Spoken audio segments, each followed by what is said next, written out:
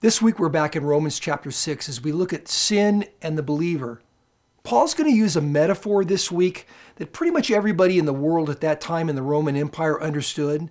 It was the metaphor of slavery. You know, historians tell us that there were actually more slaves in the Roman Empire than there were free people.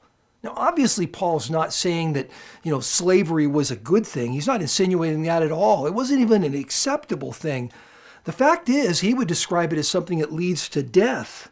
But he uses the example of slavery there in the Roman Empire because it was a picture of something that every single person could understand. They all serve somebody. You may not think you do.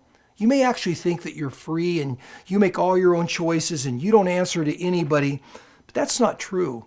Jesus told us in Matthew chapter 6, verse 24, that no one can serve two masters. You'll serve one or the other, but you're going to serve somebody.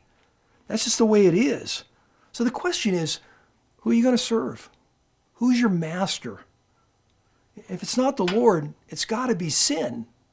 That's the point that he's getting to here in Romans chapter 6. And by the way, this isn't a brand new thing. It wasn't even a brand new thing at that time. Joshua, who was the leader of the Israelites, before he died, called on the people of Israel to make a choice.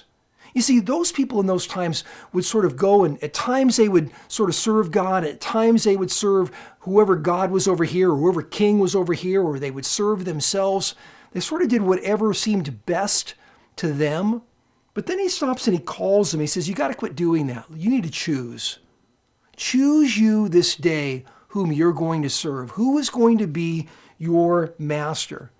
And so we want to encourage you to come this Thursday night or Sunday morning as we talk about sin and the believer and who are we going to choose. God bless.